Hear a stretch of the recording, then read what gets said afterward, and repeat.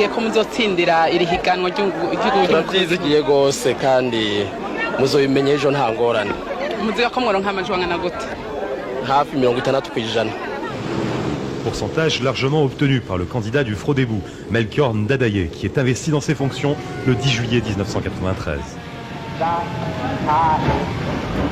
Pierre Buyoya, battu avec 34% des suffrages, se retire de la scène politique.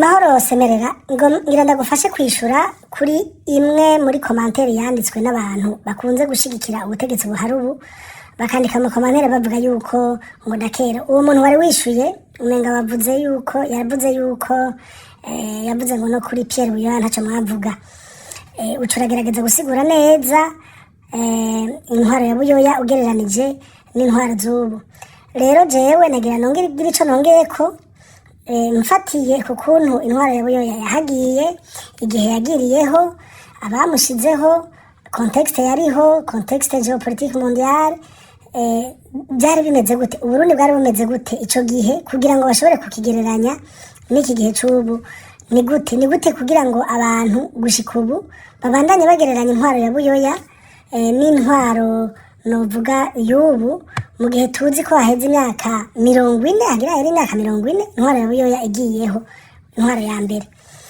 nkuko rero mubizi Pierre Buyoya yatanguye kujaho akiri umutoya gose nibaza ko yari munsi y'imyaka 40 yagiyeho mu mwaka mu itariki zitatu z'ukwezi kwa cenda Nyakanga 87 ashizweho n'abasirikare nkuko byagenda ico gihe karakagwe k'abasirikare bita Conseil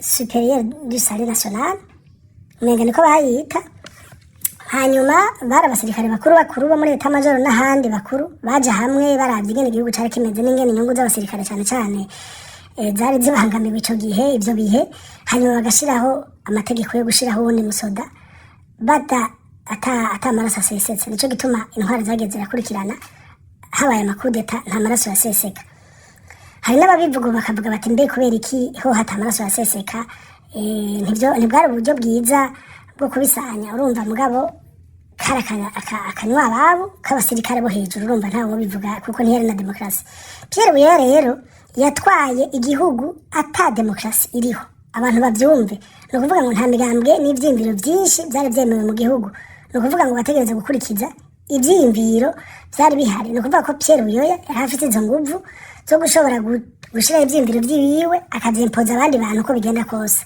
muti yagiyeho gute muri ico gihe abantu badakunze gusoma nk'ugwaruka hari ubutegetsi bw'uwitwa Jean Baptiste Bagaza bwavuye ico gihe yarakuye bari bamaze imyaka 10 yaramaze imyaka 10 n'umwe atwara igihugu yatwaye neza nkuko benshi bakunze kubivuga yagize la relance économique y'igihugu yaramodernije ama institution yarashizeho ama infrastructure menshi ivyo birazwi kubera yaramaze n'akaryo ko kubikora imyaka 11 hajya sibike mugabo mu myaka ya nyuma yiwe ari naco gituma nibaza yavuyeho cyangwa bo bara professor gira bamukureho yari yatanguye kuruha ubutegetsi buraruhisha aho yatanguye gufata ingingo z'igikenye gutangura kutumviriza abantu n'ibindi muri iyo contexte harimo ukutumvikana novuga ni Eglise Catholique yamwe ifise influence ikomeye cyane ico gihe hanyuma haraba mu kutumvikana kweruye kuboneka Pierre Buyoya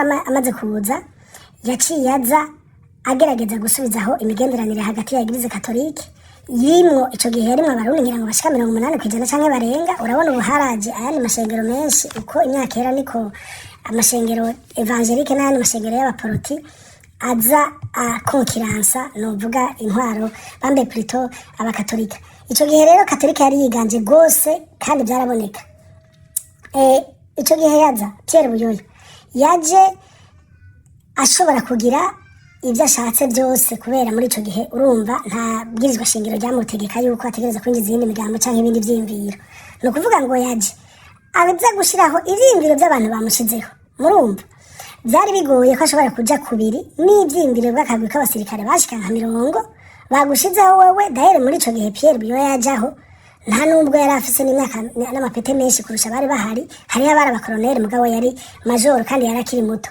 urumva rero barafise igituma bamushizeho ico gihe hanyuma amaze kuzaho azaho hari cuka ico gihe hari avuye intwaro bita ngo eta policier aho novuga nti yari intwaro rya Jogora duhure abantu bose batinya abantu benshi murazi barutse kera baratinya ico novuga bavuga ngo sirete y'igihugu bavuga ngo naho bavugira mu nzu bavuga ngo abagaza barakumva kindi buka ndumwana mutonya ivyo barabivuga ndumwana mutonya nta comprendre n'ivyo ari byo rero amaze kuza yaciye atangura kumera nka ushiraho buke buke akaryo ko gushobora guhema ku barundi kugira ngo abantu basubire bagire confiance ico abantu batazi nuko muri ico gihe hariho confiance kubera ibyo bintu vya katolika n'ibindi no kutubahiriza kumbura amasezerano bagiranye n'abandi muri ico gihe kuri bagaza niho niko ndavuga mu myaka ya nyuma hariho pression y'ababayere d'offre nka FMI cyane cyane ko ku bintu bijanye kubaza economy je nta economy nize ku vy'ama réduction de dépenses publiques ama réforme ya fonction publique n'ibindi urumva n'ama deficit yabariho ico gihe ama institution nka FMI international y'ababayere d'offre yarexija nk'ibintu vyinshi ivyo nibuka bakunze kuvuga ni nk'ibyo kuvuga mbega igisoda cojamo bangana iki uburyo buja mu gisoda bungana iki uku nuko ni ukuvuga ngo hariyo amakontrente abantu badashobora kubonera hejuru mugabo uriko aratwara wewe ategerezwa mu gihe agomba gutwara igihugu ategerezwa kumviriza no kuraba no gutenda kwa consideration ngerageje kubivuga mu gifaransa mu nyuma Pierre Buyoya ntiyaronse akaryo kanini ko gushobora kubandanya atwara inyuma y'amezi 10 gusa nibaza 11 haciye haba amatension politique haraba bimwe by'ubwicanyi aho hadutse akagwi k'abantu barica kuri centre y'ubugendana nibaza bambaye Marangara Ntega na Marangara barica abatutsi baraba extremiste murabona hari kuri impande ya frontiere y'ahantu hahungiye abahutu bahungiye mu gihugu cy'u Rwanda barica sinzi ingene byagenze mugabo abashaka kubimenya hari amaraporo yakozwe ico gihe bashobora no gusoma kahise ngira ngo niyo haza umugwi wa severe mwiza uzoheza bitubwira ingene byagenze muri ico gihe baravuga ko Pierre Buyoya se yari mu gihugu cyo hanze mugabo harabaye ini repression bavuga ko yabaye disproportionné kubera bavuze yuko hakoreshejwe ibigwanisho bitari gushobora gukoreshwa mu banyagihugu mugabo mu nyuma baratahukana impunzi mbere baranagiriza bamwe mu bo bakorana canke mu bimvira kuma yuko Buyoya yagarukanye impunzi akaziha abo barateye bamwe bakanajamwe mu kuronka mu kubenefisha ibintu byo kubakirwa amazu ivyo abantu benshi barabizi mugabo yabaye déclic yuko Pierre Buyoya aca atangura gutahura yuko hariho tension ethniko politique mu Burundi nkuko bagiye barabivuga no makoro darusha mu nyuma ati hategerezwa kubaho iki kintu cuko mu Burundi abantu bareka kurabana yingwe kuba kuri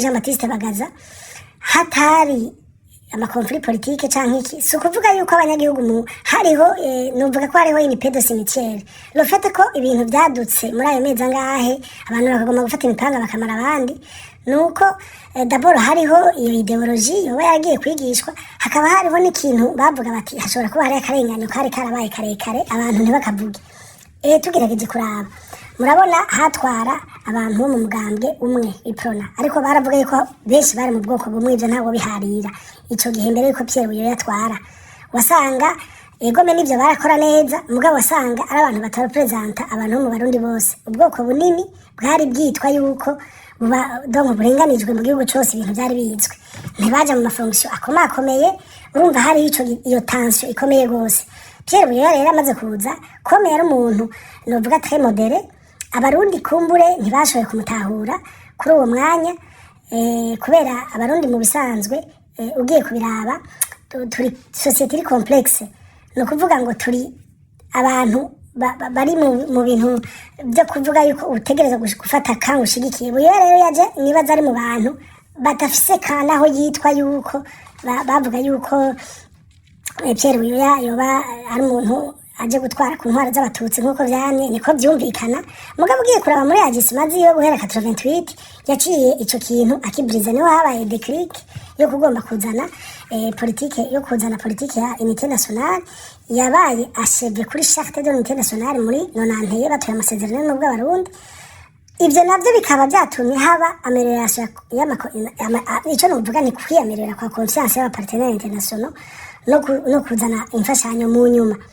Urumva harimo amanje menshi, ariko tugarutse abakunze kuvuga yuko ico gihe Buyoya ataco yakoze, aho ngomba kuvuga abantu no muri opposition bariho mu batutsi siritu abaradiko n'abandi bahutu benshi bavuga bati Buyoya nta kintu yakoze.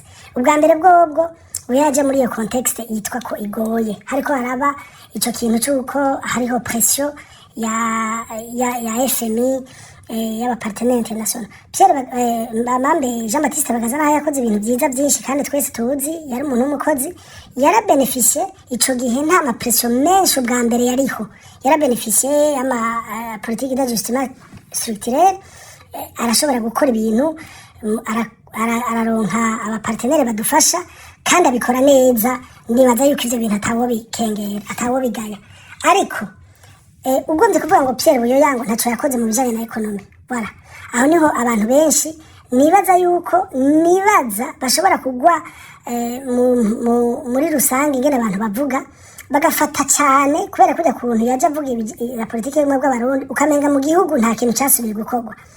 Kuri Buyoya mugerageje kuraba harabaye ico kintu ca reforme y'ama dépenses publiques y'ama réduction y'iki, ariko harabaye Buyoya yaje afise ikintu cyiswe politike yari ikomeye cyane yitwa politike yo kurwanya nyakatsi. Iyo politike abibuka kuva Buyoya yagishika 87 cyenda mwibuka mu majuru no ugiye kurabangira ngo abora mu archive boyibona muri za Ronovo na zindi zino zari ico gihe no mu kuma archive ya televiziyo birashoboka, aho yazunguruka Burundi bwose agenda arakuraho ivyo no kwita nyakatsi. No kuvuga yuko haba hariho ama structure mu ntara zose acagerageza kugira suivi. Mugabo Buyoya yerekana hejuru ariko aratera imisumari basambuye nk'inzu y'ibyatsi bagaca bashirako inzu intuzenye. Ico kintu cyari gikomeye kuko muri conscience collective y'abarundi benshi ico kintu ni cyari caragiyemwo, naho umushinga nahe Jean Baptiste Bagaza yateje imbere igihugu naho nyene bari barabitanguye, ariko Buyoya we yaciye abigira politique nationale. Mu ntara nyinshi abantu baraheba nyakatsi batangura kugira ibi bintu by'amategura n'ibiki. Urabona naho abantu baba abakene mu ntara nyinshi zimwe nk'intara z'imbo barahebye ibintu byo kubaka ibyatsi, baca bubaka n'umuntu aba ari umukene akubaka akazu k'amatafari bagashirako n'udutegura ko badashoboye kuronka amabati. Ico kintu naco cari ikintu gikomeye cyane, abantu ntibabibona, abarundi barakunze kubona ibita novuga nti iyo bafashe umuntu bakamufata hari ibintu baca bibagira. Ico kitihwe turabe mu bijanye n'ama infrastructure, baravuga ko Jean Baptiste Bagaza ari we yubatse ama infrastructure, nivyo niwe yubatse menshi. Mugabo abantu benshi bakunze kuvuga ngo byose uno kuvuga mu barabara yose yo mu Burundi ngo yubatswe kuri Jean Baptiste Bagaza. Nivyo iyo credit ko yubatse menshi kandi meza iyo turayimuha, ariko Pierre Buyoya nawe ntawe uvuga ngo nta nakimwe yakoze. Hariyo amabarabara yaciwe kandi manini kandi yarazimvye yaciwe kuri izo periode. Mugende murabe nk'ibarabara ryafatanije intara zaci, amabarabara yo gufatanya intara za Cibitoki na Kayanza na Ngozi yaciwe kuri Pierre Buyoya. Abantu benshi ntavyo bavuga, iryo barabara yari yariyo kandi yari amabarabara cyane hagoye cyane. Aho ugiye kuraba amashuri yubatswe, turavye muri kuva Buyoya ataraza hari amashuri n'ivyo kandi yansenya yari ifise qualité. Mugabo amashuri mato ariho hari base, no bamenyesha yuko yari mu makondisiyo ari très déplorable. Si kuvuga yuko batari barabikoze, mugabo peut-être ntaho kazi bari bararonse, ariko Buyoya yaciye atanguza. Uravye ivyo bita za BPE, inyubakwa zidasanzwe aho bagiye kubaka inyubakwa za BPE, tubona amashuri meza. Kera hari bihangare wasanga vyubatswe n'abagiramana n'abande canke inzu mbe wanashaka kumenga ni ubona nyene ko ari ibintu derabre abantu batoshobora kwigiramo. Haciye hatangura kubakwa ngira ngo ku misozi nka yose, ama primaire nka yose, amashuri ya kijambere ya DPE, aho abantu bagiye kubona ishuri za kijambere bakicara ku ntebe za kijambere presque mu gihugu cyose. Jewe umu engineer yari en chef de son projet nenda muzi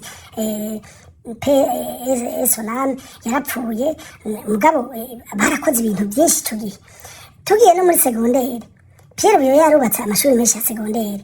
Erega ntibigoye nuko abantu kenshi umenga ni binebwe mu Burundi nta statistique dukorerako. Iyo bariko barabivuga baragira tableau, bagira ivyigwa, bavuge bati ibintu vyubatswe kuri Pierre Buyoya bingana gutya, ibintu vyubatswe barabe ama infrastructure publique yose bagira usanga nivyo bagaza ari dolouwe wa mbere mugasuko kuvuga ko Buyoya nawe ataco yubatse. Muravye amashuri ya segonderi je ndazi nk'ishuri za lycée Gishubi, ishuri zubatswe très moderne ku buhinga bumeze nk'ubwubatswe ko za BPE, menga nahanyene ni BPE yazubaka za lycée Tora, pardon lycée Tora nshobora kuba nihende ahubwo lycée Butara hariya mu Cibitoki n'izindi nyinshi n'amashuri yagiye rubakwa kandi très moderne. Sinzi ko abantu bagira ivyo bintu bakibuka kuko iyo ugiye kuraba nk'abajournaliste bagenze cyane cyangwa abantu tuba twarakoze mu makominote tukagenda gose urabona hariho amaplaque baca bubaka bakavuga bati inauguré par le président X. Je narabonye ahantu henshi nuko nakibuka hose bavuga bati inauguré par le président Pierre Buyoya, inauguré par le président Pierre Buyoya. Amabarabara, amayizine, je nibaza ko na izine yicayi yahitwa Buhoro kandi yafashije cyane muri rya region muri Ntuzenye hariya mu Cibitoki n'ahandi mu Kayanza. Iyo izine umenga yubatswe na Pierre Buyoya. Abantu benshi rero sinzi n'abavugira Buyoya iyo bagiye umenga nta kintu bakoze iyo myaka yose. Tugarutse muri politike yo kugwanya ikintu cyari gikomeye cyane. Abize kuri Pierre Buyoya n'abize kuri Ntuzenya kuri Bagaza murazi yuko abantu baridoze cyane avec raison yuko hari akarenganyo mu kintara n'ubwoko. Pierre Buyoya yamaze kuza yarabikosoye ikintu kinini gikomeye. Ndibuka ko batanguye transparence yo gukora ku nkuru bakoresheje uburyo bwo kunyegeza amazina no kunyegeza amasantre kugira ngo abantu ntibamenye iyo bavuye n'ingene bitwa hanyuma bagakosora. Nico gihe bakoresheje na carbone ugasanga ibyo wakoze urashobora kugira revendication. Ni efe ikomeye cyane abantu badashobora gutahura ariko cinjiye muri kamere k'abantu ko gushobora kuraba ibintu biri mu transparence. Ico ni ikintu gikomeye gose. Hanyuma ugiye kuraba ibintu bijanye rero na politike y'ubumwe, Buyoya yashizeho premier ministre w'umuhutu, Buyoya yashizeho abaministre b'abahutu bashika 12 plus premier ministre 13 n'abandi 12 b'abatutsi kandi atarahavye intara. Niwe muntu yatanguye kugurura hakaza abaministre bavuye mu Kirundo. Irevire na kera bariho peut-être umwe bivanye n'ingene bagiye baramenyana. Mugabo kuri Buyoya hari ico kintu ca dimension nationale co guha abantu benshi bavuye mu Cankuzo abantu batabara bavugwa barashika hejuru. None iki ni ikintu gito muri politike y'u Burundi. Tugerageje kuraba ingene haci yaba ouverture y'imigambwe ya Ntuzenya, imigambwe myinshi ivyimvira igihugu abantu bari frustre pendant des années. Mwibuka ikintu Uburundi bwatwawe na Jean Baptiste Bagaza hariho contentieux itaheze yo muri 72 n'inyuma zaho banyagwa abantu n'ibindi atabutungane bwabaye baba abatutsi bapfuye abazize abaguye mu mporero cyangwa abahutu baguye mu mporero bakicwa n'abandi bitwa ko bariko barahanwa bagacigura urubanza rwo gupfa mugabo bagahanwa batamanza zibayeho n'abandi batwawe n'ibindi musanzwe muze muri kahise katariko karavugwa neza muri no minsi. Ivyo byose hariho contentieux yari gushobora gukorerwa ko Bagaza ntiyigeze ayikorako. Irevire na Buyoya ntiyashitse abikorako muri manda ya mbere kuko ngira ngo byari ibintu bikiri senya nivyo nibaza no kuri Bagaza. Mugabo mwibuka ko izo frustration zose zari ziriho mu bantu. Muce muvuga ngo Pierre Buyoya ngo ntiyagize ukunuko. Reka rero ngaruke mu nyuma amaze gushiraho ayo ma politike. Niwe yemeye ko haza demokrasi. Simbona n'igituma batamwubakira icibutso no kurumva baciye baja muri ivyo bintu byo kurondera buke miseri nyene bagiriza ubutwara none uvuga nti likone w'intwara za kera byashikiye kuri Buyoya dahere batangiye kumugwanya mu byibuke kubera yuko agize ahagaze kuri 3e manda 2015 ubundi ntaco bamuvuga ko kubera yari yarabaye netre. Gibisigura yuko ibyo bagiriza Buyoya siritaho mu ntwaro z'ubu si ibintu bifatiye kuri kuriho ni ibintu bifatiye ko barondera umubuke miseri yoba yaratwaye yoba yarenspiye intwaro za kera zoba zaracinyije abantu canke zararenganije abantu bagaca babisuka kuri we. Hanyuma hagaca haba iyindi kote y'abatutsi bashobora kuba peut-être bavuga bati twebwe ibintu byaragenze nabi ibintu birahinduka haraza intambara bacu barapfa niki. Ivyo byagizwe nuko haciye haza umuntu yitwa Buyoya Buyoya yaje petetre kubyonga ibintu byari bimeze neza. Umva wiyumviriye gutyo waba wiyumviriye utaravye izo context zose nakubwiye, igihe hagiye ingene igihugu cari kimeze, abamushizeho ingene ubu isi yari kwirevuriwa, kuko urabona nka politike ya ntuzenya ya demokratisation yaje kuza inyuma ya ntuzenya ya sommet de la Bonne, aho Buyoya yaciye yemera ko Burundi buje muri demokratisation, ibindi bihugu byinshi bigakwega amaguru. Muri ku Burundi buronka agashimwe yuko bwabaye bwa mbere mu kumva iyo nzira. Aha turiko turavuga nko muri za Rwanda Habyarimana baranse, za Kongo ntibavyerekwa, ntuzenya Museveni we n'ubu sindi ko ivya demokrasi yovyerekwa canke apfa guhorganiza nyene, urumva n'ibindi. Irebure demokrasi yarasubiye inyuma mu Burundi, ntitwovuga yuko twoyifatira ko Buyoya yazanye demokrasi nziza ku buryo yaciye idufasha. Abantu benshi hariho n'abanavuga yuko iyo demokrasi ishobora kuba yaradezekirije ibintu, mugabo iyo ide ashobora kuba bitagenze neza, ashobora kuba ari le cours de l'histoire. Iyo habaye changement y'ibintu mw'isi, amaordre y'abameze ukundi, birafata umwanya munini kugira ngo le désordre yabaye niyo changement yari kuba peut-être nécessaire itegerezwa kugira ngo ibintu bishobore kwigira. Uravye amarevolution yagiye araba, ukaraba amarevolution mu Bufaransa, nibaza ko yatwaye abantu benshi mbere wanashaka no kurusha iwacu, mugabo yaratinze iraba, ubu barashika ko bashitse. Iwacu c'est vrai biriko turamera nabi kubera turiko dutera dusubira inyuma, mugabo ntitwobishira kuri Buyoya byose. Hanyuma turavye amantuzenya yagiye araba kuri Pierre Buyoya ingene byagiye biragenda. Mwibuke kuri Buyoya abantu bavuga ngo nta bavuga pas du tout. Kuri Buyoya niho haje habwo liberté d'expression. Je ndibuka abantu, reka tusimbize gato tuvuge ibyo kuri intwara yiwe yo mu nyuma, atanubwo hariho na demokrasi, naho nyene yari yagiye kuri kudeta, ntabwo yari afise ko ntuzenya obligation yuko ntiyagiye kuri constitution to n'abanyagihugu yuko haba ouverture, mugabo niwe yuguruye. Hanyuma mwibuke iyo muriko muravuga demokrasi canke gushikiriza ivyimviro, ntabwo ari ibintu byo kuvugira kuri amarezo sociaux gusa, ni byinshi. Kera hariho amasendika, mwibuka amasendika yarakomeye cyane. N'iryari amasendika yakomeye ni mu myaka Pierre Buyoya yakora. Mwibuke za Konapes, za STB, za Stebe Bambe, mwibuke izijanye na SSB, izijanye na Kosibu, mwibuke izijanye na Sinapa, izande amasendika menshi aho bari bafite ijambo rimwe ridasanzwe, bakavugira ku mamedia, bagahagarika hagira amantuzenya amagreve, bataravye ibintu vyiki agakunda. Mu ma university y'u Burundi kari novuga ko yari nka vitrine ya demokrasi, kuko ico university y'u Burundi yara contraria les mesures za leta, bakanka. Ndibuka amatansiyo yahora aba, amagreve akaba, abanyeshuri bakagira n'igihe banankira n'abategetsi kuja muri kaminuza. Donc bari bafise pouvoir, bari bafise ico kintu ca demokrasi kidasanzwe. Ndibuka mbere na Pierre Buyoya yahora agenda muri university abantu bakexprima rere korere. Hariho n'imyaka yigeze kuba baranashiraho n'indirimbo, urabona ivy'abarundi vyari bigoye, bashira ngo Pierre ngo Simoni yananiwe, canke bakavuga ngo ibintu vya Gustave niki barabivuga.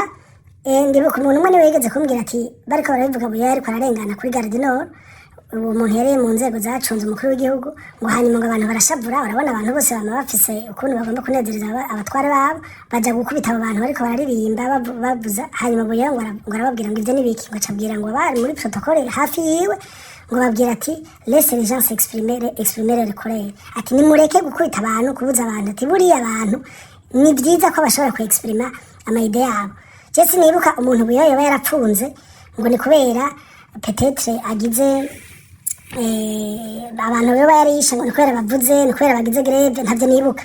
Ariko munyumve neza amateka y'abantu ari kwinshi. Hariho abantu bababaye bavuga bati hari ibintu byinshi byabaye kuri Buyoya, peut-être abantu bagapfa bakabura inshuti, bakabura ababo bari proche, bavuga bati byategerezwa hategerezwa ko ubutungane. Nibyo ubutungane bwategerezwa kubaho, mugabo ico sico twoca dufatira ko cose ngo tuvuge yuko intwaro ya Buyoya twoshobora kwigereranya n'abubu. Abubu bafise les instruments zose, bafise yuko igihugu kigeze muri ere numérique, no kuvuga ngo tugeze muri 2025 26, no kuvuga igihugu cararonse demokrasi. Hariho n'abayipfiriye, hariho abayizize, ni ukuvuga ngo igihugu caramaze gusinya amatraité menshi cyane international, ni ukuvuga ngo igihugu kimaze kuba un village planétaire nk'uko ba Macron babivuga n'abandi. Igihugu cyari gifise none baravuye mu makonvention de Genève, igihugu baravuyemo ku buryo abantu bavuga bati none aba bantu bagereranya intwaro ya CNDD n'abandi bantu bubu baba bafatiye kuki. Nico rero nagomba kuvuga nti naho ushaka kuraba economiquement, naho ushaka kuraba politiquement, naho ushaka kuraba mu bijanye n'ingene abarundi bari babayeho, Pierre Buyoya novuga nti n'umuntu yabaye controversé kubera yuko yatwaye mu giperiode iri controversé, iri mu pression internationale menshi abantu badashobora gutahura, ariko ugiye kuraba yararengani yarakuye akarenganyo, yaragabanije kurwanya bya nyakatsi, yarakoze mu ma infrastructure, yaragize ama reforme menshi abantu batavuga, yaragize ama restructuration mu gihugu cyose. Ico kintu cy'akarenganye rero ni ikintu gikomeye cyane, abantu benshi badashobora kubona nk'ibyo muri secondaire no muri primaire, abantu batatora ku nkuru ku mazina yabo, abantu ntibabona ingene cyari gifise dimension ikomeye cyane. Harabaye ouverture y'abantu, abantu baratera imbere mu bwoko mu ntara zose, hanyuma aremera yuko haza ntuzenya demokrasi. Jewe kugira mpeze ndababwira ingene ibyo bintu abantu ntaza aho babikura. Nimba ari ahantu habaye amagreve n'imigumuko myinshi hari kuri Buyoya, mugabo nabo yaca yica. Ndibuka ko twama mwibarabara tukanamugwanya, mugabo ntaco byari bivuze, ntawo bishe. Ndibuka ahantu twigeze kuza turasanga ibijuru no biriko president bagasanga bamutabaye amaso, abantu bakabibona, abajene bahagenda bakabitabagura kubera yuko bari contre cyangwa bumva ingene munzenya yavuga, abantu bakabasoda bakabona bakanuma. Ubu hari abantu bobigira. Mwibuke umuntu yagize critique wenyene, abana bagize critique ku ntwara yari kiraba kuri Pierre Nkurunziza, nimba atari kuri uyu umugabo agitangura gutwara directement bace bakura mu ishuri. Amagreve yaraba, ndibuka greve twagira muri secondaire, abantu bakamenasa mbere wanashaka n'amadirection, abantu bagasubira bakandanya bakiga, hakaba ibintu byo kunegosia. Ni nawe introduce nico ngomba guhereza ko ibintu bya negociation, niwe yazangereza ko rudarusha. None pourquoi est-ce abantu bari enga bakagomba gufata umuntu nka Buyoya que le monde entier bafata yuko yari l'homme le plus moderne, le plus modéré et moderne de la politique burundaise kw'isi yose sauf au Burundi? Il faut ko twibaza ico kibazo nk'abarundi. Merci.